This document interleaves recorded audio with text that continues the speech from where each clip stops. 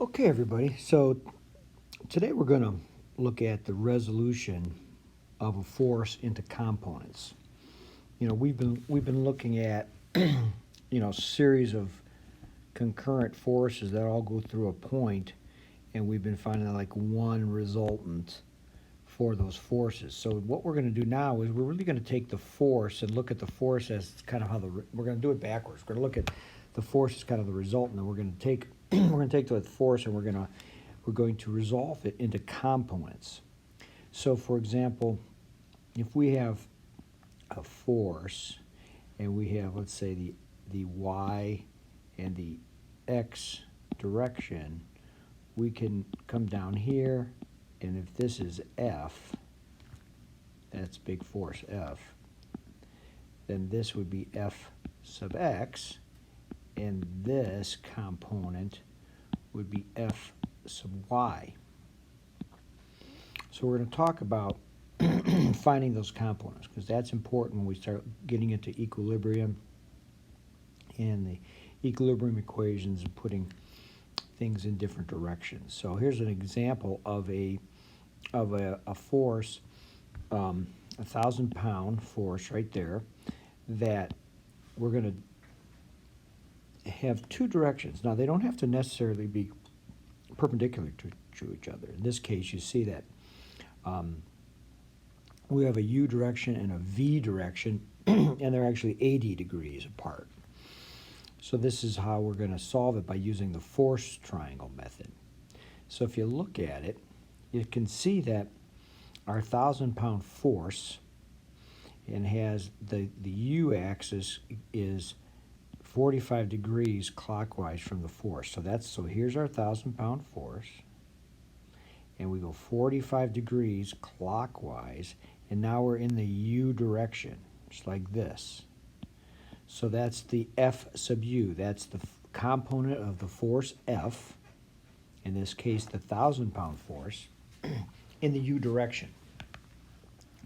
And then we know that if we take this V direction like this, right? Okay, then since this is 35, then this is 35, and that's where this 35 degrees comes from. That's something that a lot of the students have asked me over time, is where to kind of look at that geometry, make sure you understand your angles. But once you have your F sub V and your F sub U, and you have all your included angles, because you have 45 degrees, 35 degrees, therefore that's 100 degrees. Now we can use our law of sines. And we have 1,000 over the sine of 100 is equal to FU over the sine of 35, which is equal to FV over the sine of 45. That's our law of sines. And then we solve for each one. So F sub U ends up being 582.4 pounds, and F sub B is 718. So what does that mean? So when we come up to here, F sub U is 582.4. So if we come down here like this, that means this right here is 582.4 pounds. That right there. And then if we stay perpendicular to the U-axis, we find that's our F sub V, and our F sub B is 718. 718 what, 0.4? 718 even. So this is your 718 right here, from here to here. Those are your two components. So a 718-pound load and a 582.4-pound load that are oriented this way are the components of the 1,000-pound load when you have a U and a V direction. So that what we did there was we took the 1,000-pound load and we found the components of it in the U and V direction based on how they were oriented. So we can look at another one similar. Here is a 650-pound load, and now we have the U direction, 30 degrees counterclockwise from the line of action of the 650. and we have another, then we go another 75 degrees, so a total of 105 degrees to get to V. Again, they're not, U and V are not 90 degrees apart, they're 75 degrees apart. So we do a forced triangle again. So now we set our, this 650 is that 650 right there. And we know that our F sub U is going to be, so it's going to be parallel, this line is going to be parallel to the V axis along the U direction. So that's F sub U right there. So we find that by taking a 30-degree, right here, 30-degree angle, counterclockwise from the 650 along the U direction, that's F sub U. And then we know that by looking at this, this comes down like this, and so this is 75, so that means this is 180, so that means this is 105 degrees from here to here, and then another 75 degree gets us to 180.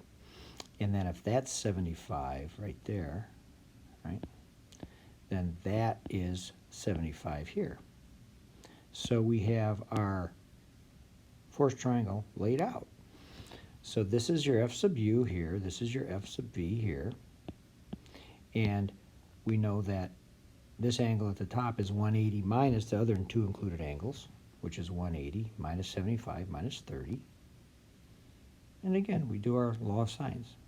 650 over the sine of 75 is equal to F sub U over the sine of 75. Because this 650 over the sine of this FU over sine of this, and this FV over the sine of 30. That's where these come from. Like the last examples we did in the last couple videos. We solve for F sub U and F sub V. 650 and 336.5.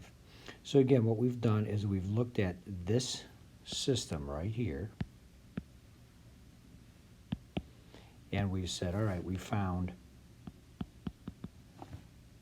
this F sub U to be equal to what, 650, so this is 650 pounds. And then we come from here, so we come down like this, we go parallel to the U axis, and then this is F sub V. Okay, and it's 336.5 pounds. So that's how we solve for the F sub U and the F sub V, or the components of the 650-pound load in the U and V directions, based on laying it out as a 30-degree and then a 75 more, and solving the forced triangle. So there's two good examples. One being with the vector, the load of 1,000 pounds in between, and then a second one with it outlying the two axes that you're looking at. Okay, we're going to continue to do some of these resolving in the components over the next few videos. I'd really encourage you to look those over, because remember, no matter what we do, no matter what we have, any kind of load, we typically will have an X and a Y. We can have anything, but we typically have an X and a Y. And we're always going to, we might have an angle here of theta, and we're always going to be able to get what the F sub Y and the F sub X is, because we're going to eventually get to the point where we're going to sum forces in directions. Sum of the forces in the X and the sum of the forces in the Y, and set them equal to 0, so that we can solve for these components and solve for equilibrium, and be able to determine everything from reactions to moments on structures. So keep a good look on that one, and if you have any questions or comments about what we're doing here, make sure you put them in the comments below. We're just getting rolling with all this with Professor Ted, so I really enjoy doing this for you. I enjoy reading your questions and answering for you. So keep studying, keep reading this.